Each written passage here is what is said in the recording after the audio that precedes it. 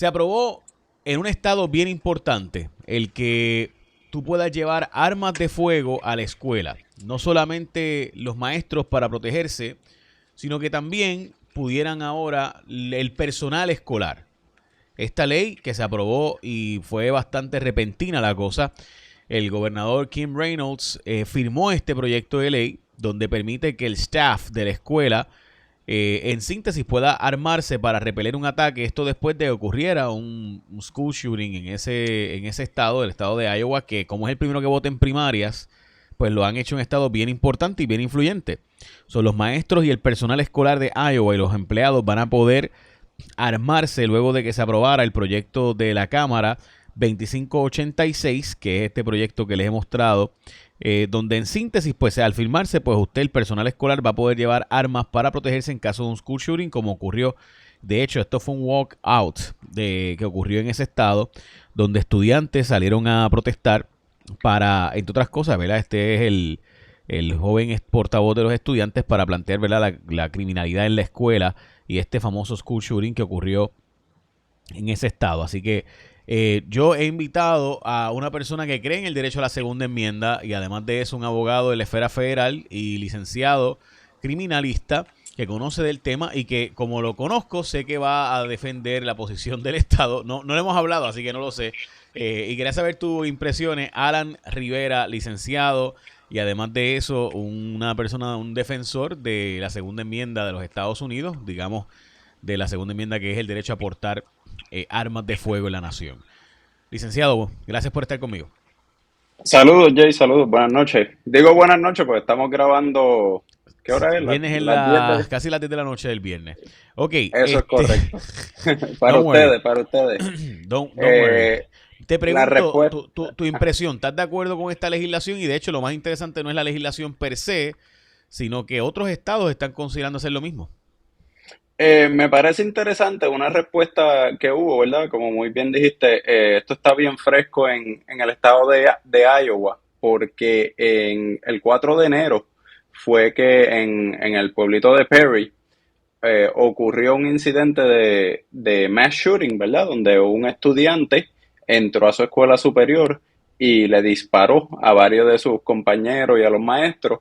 Obviamente ocurrieron varias tragedias y un asesinato, varios asesinatos, como parte de ese tiroteo, ¿verdad? Lo que le dicen en inglés un active shooter. A mí me pareció bien interesante que fueran tan rápido en movilizarse en el estado de Iowa, la legislatura, que usualmente se tarda un tiempo, en debatir todo esto, pasarlo y que el gobernador lo firmara. Yo, antes de que nos comunicáramos, que me enviaste el link, yo me senté un ratito a leer la ley y es bien interesante porque la ley lo que en realidad hace es convertir a los maestros en policía, que una perspectiva que yo no había considerado, pero les da la misma inmunidad cualificada que muchos policías tienen como beneficio en este tipo de situación. ¿Qué significa inmunidad cualificada para los que no son abogados? Porque, Alan, no todo el mundo es abogado y entiende ese lenguaje tan raro. La inmunidad cualificada, bueno, ha venido bajo crítica, especialmente en situaciones de derechos civiles recientes, ¿verdad? La inmunidad cualificada es un tipo de inmunidad que se le da a los agentes de orden público y ciertos políticos en el ejercicio de sus funciones para que cuando ellos toman acción y ejercen el uso de fuerza razonable para atacar, repeler un ataque o mantener la seguridad pública, no pueden ser demandados o pueden ser demandados, pero es una causa para ellos desestimar un caso antes de llevarlo al jurado. Eso se utiliza en la esfera estatal aquí en Puerto Rico, en la esfera federal es bien desarrollado y muchas veces la inmunidad cualificada lo que hace es imposible tú demandar a un agente, ya sea estatal o del FBI o de una agencia federal, por violación de tus derechos civiles. Por ejemplo, que me disparaste, uno de los casos más prominentes es un policía con un canino le soltó el perro a una persona que se estaba rindiendo con las manos arriba, estaba sentado y el tribunal determinó que el policía era beneficiario de la inmunidad cualificada y no se le pudo demandar. Es Ok, bien interesante eso. que en otras palabras básicamente es la autorización del Estado para poder usar la fuerza como parte de tu Ujú. función, de una función Eso, en este caso. So, es inmunidad cualificada, pues básicamente yo no puedo darte una pescosa a ti porque me dio la gana. Yo puedo hacer un acto violento autorizado por el Estado porque tengo una autorización del Estado para repeler un acto en mi contra, en este caso. So, eso es correcto. dicho eso, los maestros para los efectos prácticos en este caso, pues los han convertido en, no solo los maestros, de hecho el personal escolar, que es lo El interesante, personal ¿no? escolar, sí. Lo han convertido básicamente en personal que puede ser parte de la seguridad de la escuela. Y esto va a traer Ujú. muchísimos argumentos a favor y muchísimos argumentos en contra. De hecho, en gran medida los demócratas han estado planteando que este proyecto lo que va a hacer es armar a todo el mundo en las escuelas y que entonces lo que va a hacer es que va a provocar más violencia. Alan, cuando tú escuchas eso, ¿qué tú piensas? Bueno, yo estaba leyendo la ley. Muchas personas del personal escolar en realidad no van a querer ser parte de de este programa. Pues es un programa, ¿verdad? Y es diferente a lo que sucede aquí en Puerto Rico. En Puerto Rico aquí siempre yo he notado que hay oficiales de enlace de la policía que dan ronda en nuestra escuela. Los colegios privados siempre tienen un policía, muchas veces armado.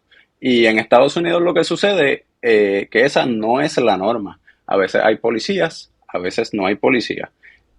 Aquí esto es como una alternativa, un híbrido. Y yo digo que no todo el personal querría ser o querrá ser parte de esta iniciativa porque, mira, requiere un entrenamiento eh, anual, más el entrenamiento que requieres para obtener la licencia.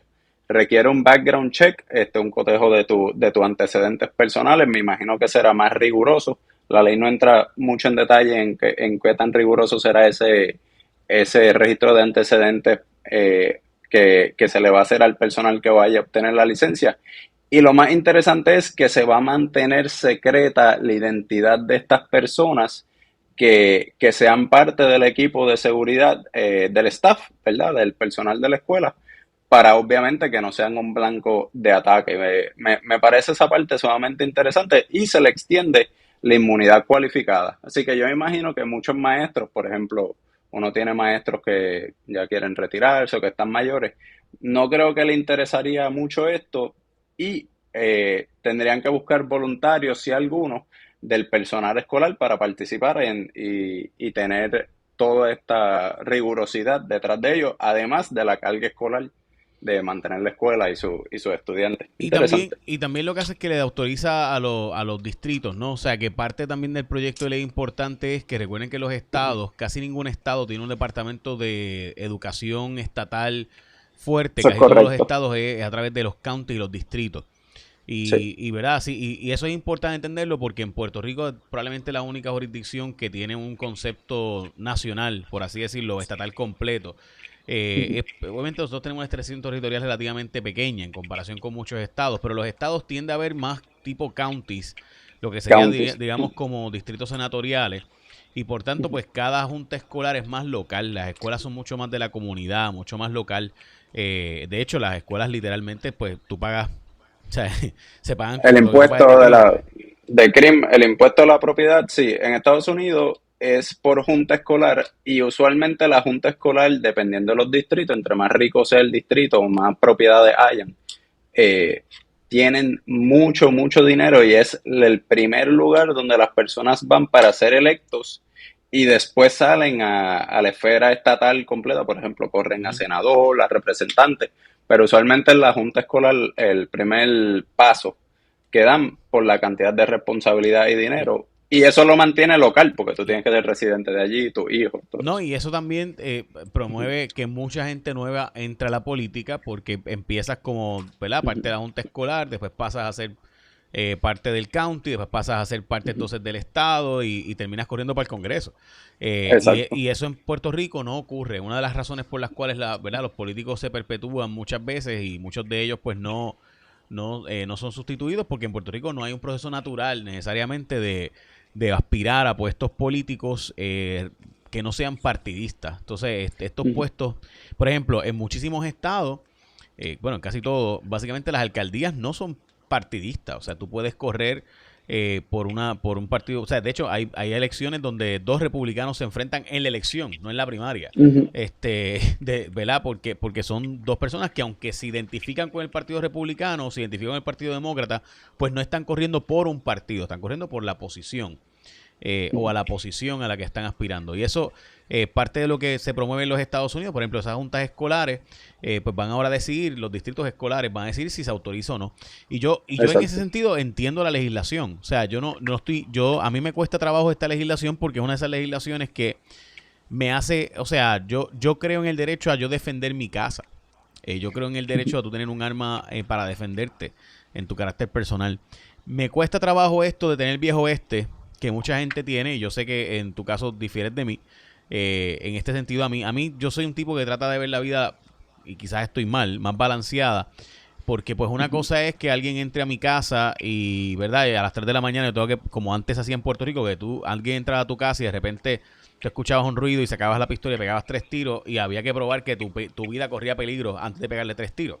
¿What? O sea, Sí. o sea, Gracias a Dios que eso cambió o sea, y yo creo que hay que darle, yo creo que y hay que hacer mención honorífica aquí.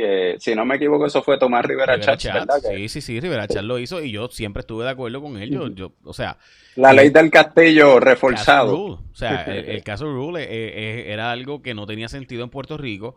Obviamente hay, de nuevo, extremos, ¿no? Hay gente que, pues, o sea, una cosa es que yo tenga a alguien en mi casa a las 3 de la mañana adentro y otra cosa es que alguien esté en el patio, y que tú sin saber dispares al garete. Bueno, sí, o sea, y estoy hablando de, ¿verdad? 2 de la tarde que no se ve, y quizás fue que cayó la bola de jugar pelota adentro y fue a buscarla. O sea, así que hay extremos, como siempre. Y siempre, pero la verdad es que esta ley, o sea, yo nunca entendí la posición del Partido Independentista en contra de esa legislación del Castle Rule. Porque y la posición de ellos era como que, mira, hay que tener cuidado porque hay gente que lo que va a hacer es usar esto para abusar, y pudiera haber, y como es una legítima defensa, nada, para aquellos que no son abogados, ¿verdad? Hay todo un debate filosófico de si la legítima defensa es que mi vida corre peligro y entonces yo ahí puedo disparar y ahí yo puedo usar la fuerza letal, o cuando no. En los estados como la Florida tienen, ¿verdad? Más allá del Castle Rule, tienen el Standard Ground Rule, que es bien diferente a nuestro Estado de Derecho. O Sí, era, porque ya es más... aquí nosotros deberíamos implementar eso y garantizo que en la práctica reduce el crimen, porque no es responsabilidad de la policía la seguridad de la comunidad, es responsabilidad de nosotros como personas y de nuestra cultura, de tener buenas costumbres. Las buenas costumbres nos dan seguridad y crean una confianza general en nuestra sociedad. El policía, cuando ocurre un crimen, el policía llega, qué sé, a los 20 minutos, a los 10 minutos, ya el crimen ocurrió. Pero ¿cómo se previene el crimen? Y es una cuestión de ciencia, de estudio social, y es una problemática constante. El crimen se previene o se reduce con una buena sociedad, donde sean las mismas personas las que se balancean los unos a los otros y se respeten. Es una de las situaciones más importantes. A diferencia de Estados Unidos, yo creo que aquí, por ejemplo, hay un problema que existe en Estados Unidos, es la misma situación de los mass shootings, y es un problema de cultura, principalmente, de salud mental, y que en Estados Unidos, por ejemplo, esas escuelas muchas veces son enormes. Hay miles de estudiantes, las escuelas en Estados Unidos son enormes, a diferencia. Aquí muchas de las escuelas a veces tienen una clase graduanda de 50, 60 muchachos. Todos se conocen, todos se han criado juntos, son del mismo área, cultura homogénea y uniformes. Aquí nosotros utilizamos los uniformes. La gente piensa que los uniformes no hacen mucho, pero el uniforme evita la segregación por clase y social entre los mismos estudiantes y evita eso mismo, el abuso, el bullying. Los estudiantes que se segregan, obviamente, no se sienten parte del grupo y pueden tomar acciones violentas. Es un problema grande que hay en Estados Unidos sobre eso.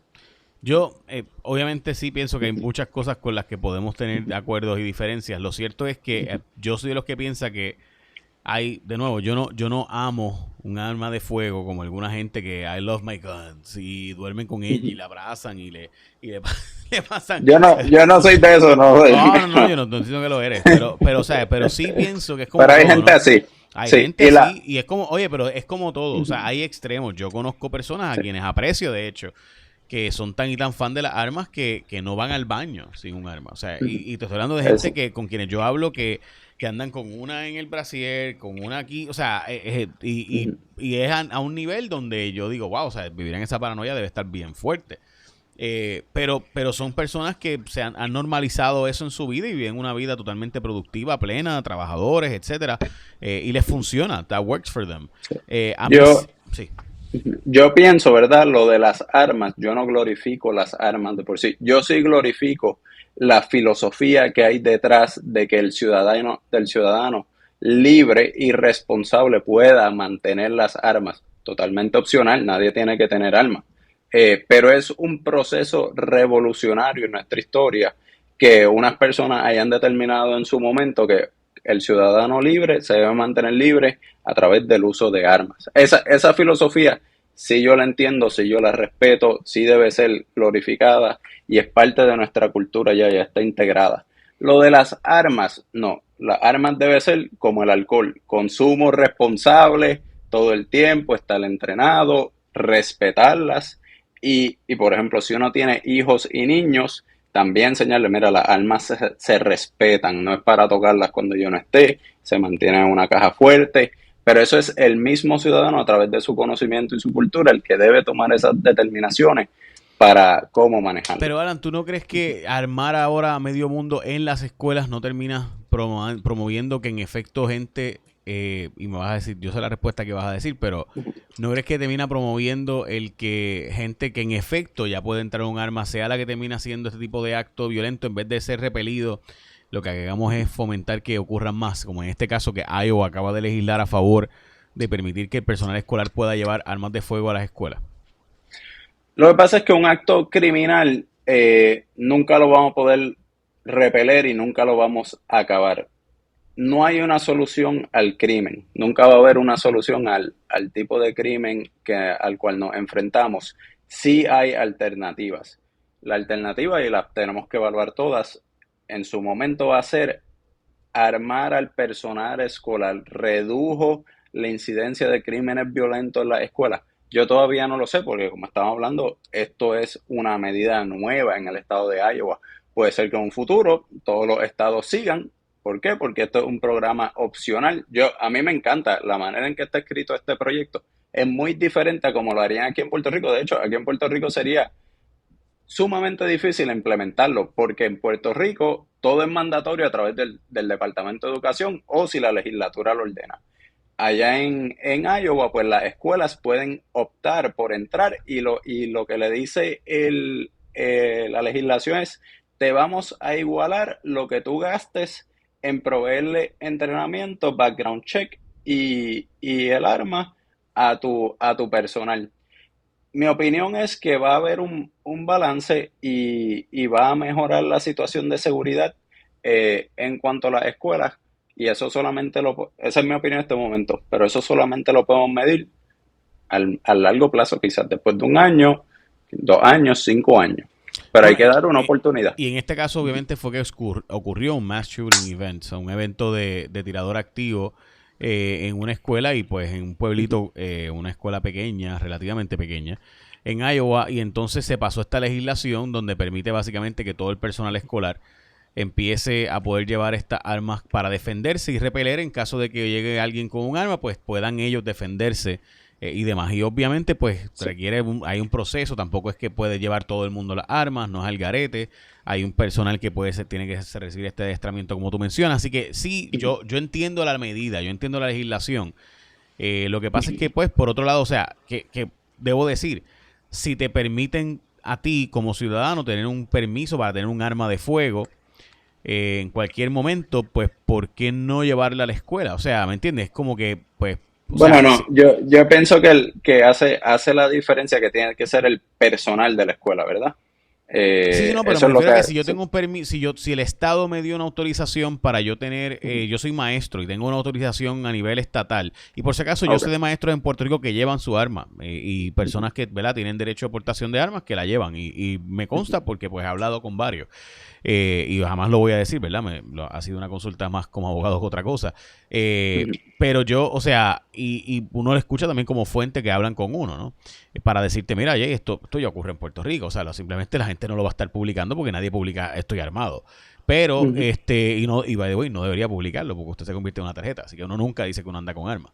Pero dicho ujú. eso, lo cierto es que cuando tú hablas con estas personas que te dicen que eso ya ocurre, pues lo que pasa es que pues son personas que dicen, mira, o sea, si yo tengo, y tiene sentido, o sea, si yo tengo permiso para estar en cualquier lugar, excepto, ¿verdad? Los que se supone que no pueda llevar por ley, como el correo y sitios así, a los tribunales, Ujú. si yo pues ya puedo llevarlo a básicamente cualquier sitio, pues ¿por qué no llevarlo a una escuela si pues, en efecto puedo ayudar a la seguridad escolar? Y ese es el Sí, argumento de quienes me han dicho. sí. Bueno, yo pienso que la escuela, no he leído específicamente un letrero, pero yo entiendo que las escuelas sí son lo que se llama zona libre de, ¿cómo era? Zona Drogas libre y de armas. armas, Drogas y de armas, sí. drogas y armas. Sí, entonces uno, de hecho, es bajo disposición federal. Hace tiempo que no veo un letrero, pero yo recuerdo haber visto a veces el anuncio que decía escuela, zona libre de armas, de drogas y armas. Así que pueden estar cometiendo un delito y federal y probablemente violando un fracatán de regulaciones internas del Departamento de Educación, quizás hay una ley estatal sobre eso, al llevar su arma de fuego, aún con un permiso de portación, porque no se debe. Lo que yo veo es que esto es una medida que puede flexibilizar eso, pero uno le debe imponer a esas personas que en realidad se quieren convertir en un cuasi agente de orden público, que es muy bueno, pues es la responsabilidad del personal mantener la seguridad de su institución. Eh, Habría que imponerle una regulación sencilla. Tienes que coger un entrenamiento anual, tienes prueba de dopaje probablemente, tienes que mantenerte al día en tus cosas y se te va a dar un permiso. Quizás sería una buena idea, totalmente voluntario, para esas personas que estén capacitadas del personal escolar aquí en Puerto Rico. Adicional, aquí sí en Puerto Rico yo sí sé que hay oficiales de enlace de la Policía de Puerto Rico que dan su ronda o se mantienen cerca de la escuela y eso reduce Mm, la incidencia. ¿Hace cuánto nosotros no escuchamos de, aquí no se escucha eso, de un mass shooting en una escuela? gracias a Dios. Este, ¿por qué? Porque hay unas medidas de seguridad, hay una uniformidad y la cultura no provee para que sucedan ese tipo de actos, porque los muchachos son mucho más homogéneos, ¿verdad? Una cultura homogénea. Clara diferencia de lo que sucede en Estados Unidos. Hay un reglamento, y por esto fue que traje el tema. En Puerto Rico se discutió el año pasado, precisamente por un asunto que nosotros trajimos en mi programa Cuarto Poder, de este tema, y lo discutimos, y discutimos el protocolo, porque estaba dando un protocolo para hacer hasta ensayos y, ¿verdad? De eventos en caso de ocurrir un mass shooting en Puerto Rico, esto cuando empezaron a ocurrir aquellos mass shootings en los estados. Empezamos a discutirlo localmente, y en ese tiempo Roger Iglesias, hijo, fue el que estaba a cargo de esto. Nos habló de ¿verdad? Los programas que se estaban haciendo y hasta los simulacros que se hacían. Y finalmente, pues como tú dices, ¿no? Las armas de fuego en el artículo se establecen ¿verdad? La forma en que se supone que no entren a las escuelas públicas. Sí había una disposición que lo permitía reglamentariamente de una forma bien extraña. Nadie sabía que existía. De repente hay una orden ejecutiva, una orden administrativa del departamento que lo permitió por un tiempo, y eso básicamente se eliminó. Ok. Así que el planteamiento es que, tal y como tú dices, sí, hay una... y yo te voy a decir lo que va a decir mucha gente, y es que pues está chévere eso hasta que pues pase un evento y tengamos un maestro o maestra con la capacidad de repeler el ataque y pues actúe. Eso lo veremos. Pero nada, quería saber tu opinión de si tú Yeah. estás de acuerdo con que esto se cambie en Puerto Rico o no. Yo creo que se debería cambiar, se debería dar la oportunidad y como muy bien hemos argumentado aquí, esto es una espada, una navaja de doble filo, siempre va a cortar para ambos lados. ¿Cuál es la alternativa que provee una mejor eficiencia para la seguridad de nuestros estudiantes? Que no hayan armas en la escuela y que entre alguien armado a cometer crímenes. Es una alternativa, pero tú dices, pues prohibimos por ley que no hayan armas. Mantener personal armado, ya sea los mismos maestros, policías constantemente en el área, para repeler el ataque. Si hay un ataque, pues lo pueden repeler. Pero eso también tiene una responsabilidad, unas consecuencias. Como muy bien dijiste, puede ser que que una misma persona del personal comete un delito, se le pierde el arma, le roban los estudiantes el arma. Todo eso tiene unos pros y unos contras y hay que ver cuál alternativa a nosotros nos beneficia. Yo diría que entrenarnos. Sí, Tenemos bueno, que entrenarnos. en el caso de Puerto Rico, la persona que vaya a entrar a una escuela con un arma de fuego tiene que ir al guardia de seguridad y al recepcionista o la persona que se encuentre a cargo, en ese caso en la entrada de la escuela o de cualquier oficina del departamento, y le notificaría a lo que sería una persona custodio sobre la entrada del visitante, un empleado contratista, ¿verdad?, que tiene un arma. Y el custodio entonces lo va a poner básicamente después de llenar el formulario DEA, DE, raya A, de armas, del Departamento de Educación. Pues DEA. sí, me gusta. interesante, ¿verdad? Básicamente le va a decir que lo tiene que depositar en una caja fuerte que se supone que hay en la escuela. Y eso por lo que se supone que ocurra. Yo de nuevo, es una navaja de doble filo. Yo sí pienso que si la persona pues ya está en la escuela y es un personal escolar y está normalmente armado en todo sitio, pues con un adiestramiento especial no lo vería con mayor problema, porque realmente en la práctica es un policía. Sí, sería para los efectos un policía. Y eso fue lo más interesante que me pareció interesante esta ley en Iowa, totalmente voluntario, requisitos adicionales, inmunidad cualificada. O sea que tiene sus beneficios, pero sus responsabilidades a la vez. Y es interesante. Bien interesante, yo creo que se debería implementar y ver cómo creo nos que funciona varios aquí. estados van a aprobar esto. De hecho, ya 9 estados han estado planteando hacer cosas parecidas. Y esto, pues, cuando ocurre a nivel estatal, empieza a ocurrir en otros estados y entonces el gobierno federal decide si interviene o no. Eso lo veremos. Gracias, Alan. Siempre. Que descanse. Esperemos. Vamos Buen fin allá. de semana. Dale, bye.